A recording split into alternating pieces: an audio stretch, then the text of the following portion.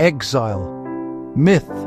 These three words chart the life of a single human being, a man who rose from obscurity to command an empire. He reshaped the very map of Europe. He held the destiny of millions in his hands. Then he lost it all. He was sent to a small remote island, a prisoner of the world he had once sought to master. His name was Napoleon Bonaparte. His story is not just one of history. It is a study of ambition, of genius, and of the profound and often destructive nature of immense power. It is a tale that, even today, continues to fascinate and divide us. We often see him in grand paintings. He sits astride a magnificent white horse, pointing the way forward. The story begins not in Paris, but on an island, Corsica, rugged, sun-drenched Mediterranean landscape, newly French. In Ajaccio, Napoleone di Buonaparte was born, August 15, 1769. His family, minor Italian nobility on the island. Not wealthy, not influential in France, he grew up speaking Corsican, a dialect of Italian. He felt a strong identity with his homeland. For a time he saw the French as foreign occupiers. That outsider perspective stayed with him. At 9, his father got him into Brienne-le-Château military school. The transition was brutal, thick accent, a foreign-sounding name, little money. Teased by wealthier classmates. Isolation forged a steely resolve. Solitary, serious student, buried in books. Young Napoleon studying maps by candlelight. He devoured histories, Alexander the Great, Julius Caesar.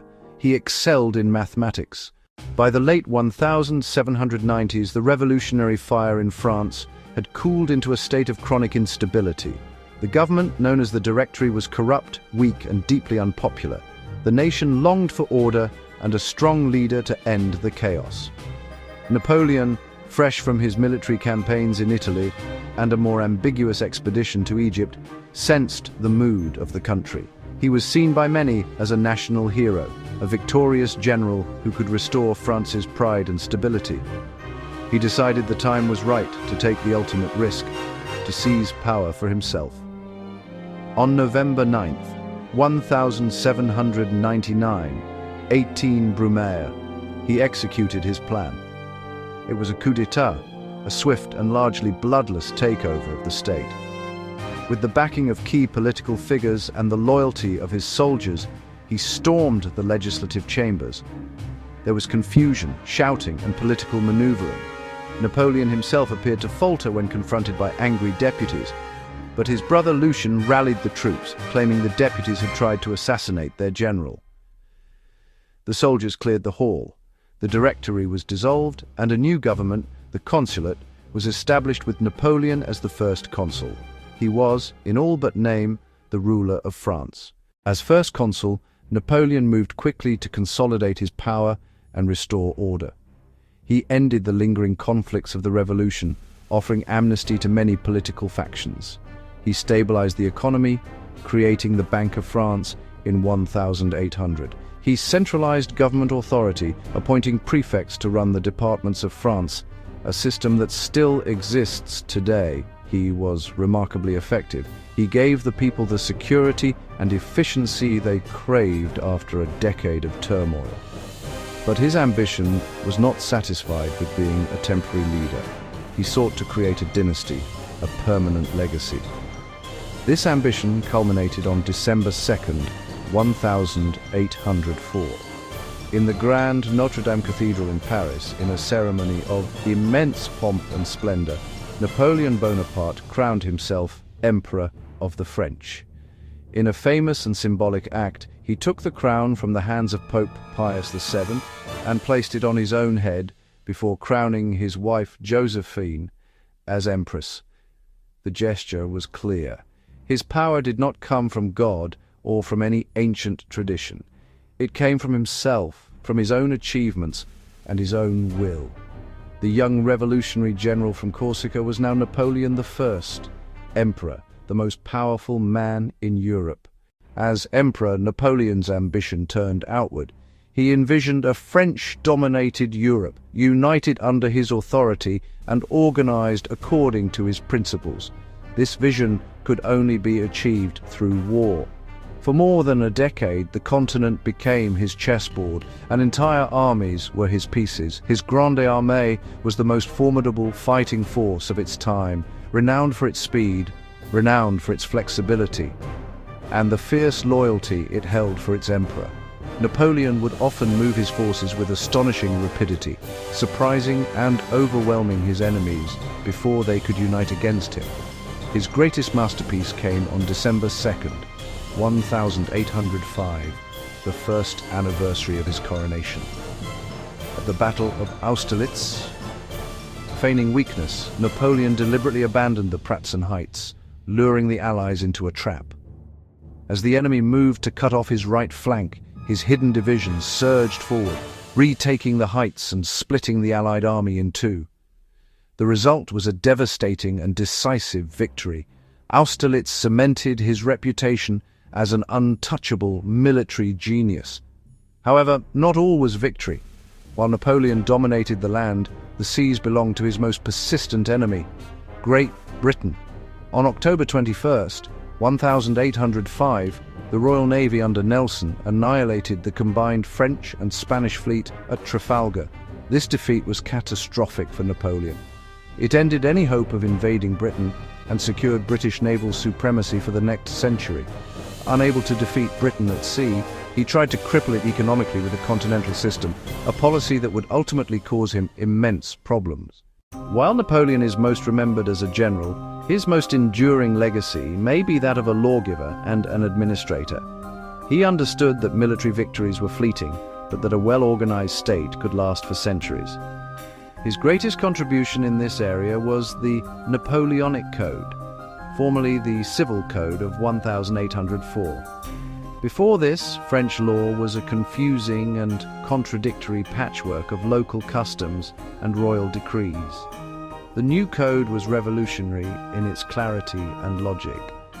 It was written in simple language that all citizens could understand. It swept away feudal privileges and established a new society based on legal equality for all adult men.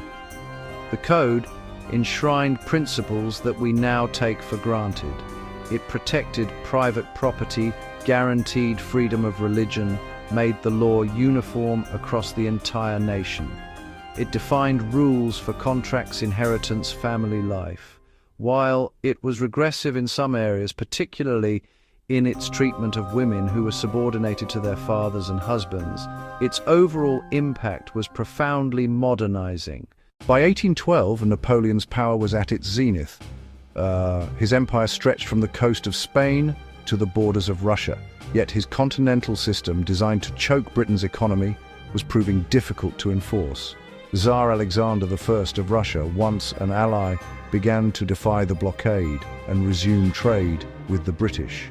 For Napoleon, this was an act of betrayal that could not be ignored. He believed a swift, decisive military blow would force the Tsar back into line.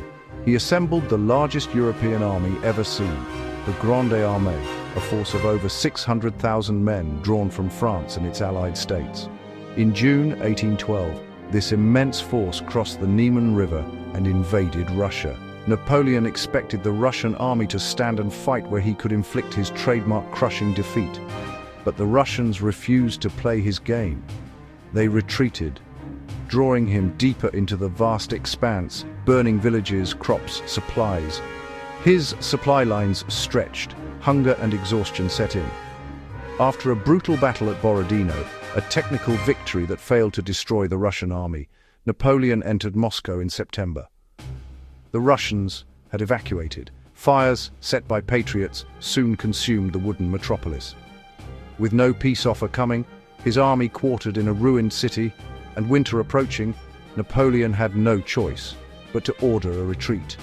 The infamous Russian winter struck. Men froze in their sleep, horses died, cannons and wagons were abandoned. Of over 600,000, fewer than 100,000 staggered back across the Niemen.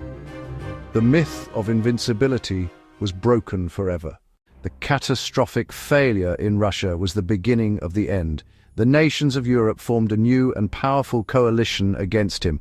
In October 1813, at Leipzig, the Battle of the Nations, over 500,000 soldiers clashed. Outnumbered and outmaneuvered, Napoleon was defeated. His control of Germany collapsed. The Allies advanced. On March 31st, 1814, Paris surrendered. Pressed by his own marshals, Napoleon abdicated on April 11th. Exiled to Elba with sovereignty and a stipend, the victors believed they had neutralized him. But life as ruler of a tiny island did not suit him. The Bourbon Restoration faltered and grew unpopular. On February 26, 1815, Napoleon slipped past his guards and boarded a ship with a small contingent of loyal soldiers and landed on the coast of France. His march to Paris was triumphant.